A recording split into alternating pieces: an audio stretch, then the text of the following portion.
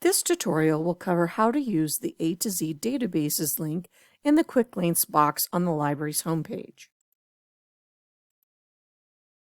On the homepage of the library's website, you will see the A to Z databases link on the left in the Quick Links box. This link will take us to a page that lists all the databases the library subscribes to and a few open access or free databases as well.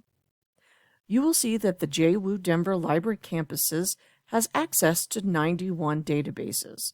For the next few slides, I am going to show you a variety of ways that you can search these databases. Let's click on the All Subjects box. Let's click on the All Subjects box. Once you click on the All Subjects box, a drop-down list will appear and you will see what subjects you can search by. When you click on a topic, it will list all the databases for that specific topic and also includes databases that search interdisciplinary or all topics. The other way you can search for databases is by the All Database type. So if we click on this box, you will see a type of databases in different formats. This list tells you that we have 7 databases that contain ebooks, 2 databases that contain newspapers, and 4 databases that contain streaming videos. Another way of searching for databases is by using the search box. If you already know the name of the database, you can just type in several of the first few words and it will show whether we have access to that particular database. An easy way of searching for a database is by using this alphabet. Just click on the letter that the database begins with and it will list, and a list will appear with all the databases that begin with that letter.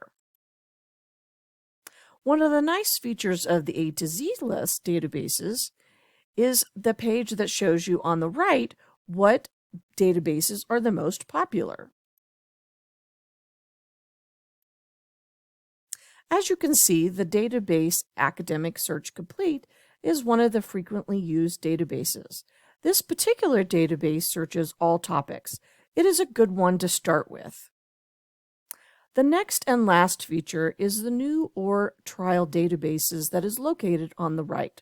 If we are testing out a new database or we have a trial subscription to a database, this is where they will be listed and you will also be able to test them out. This concludes the tutorial on how to use the A to Z databases link on the library's homepage. If you have any questions, check out the right side of the library's homepage to find the many things and the many ways to get your questions answered. We are here for you.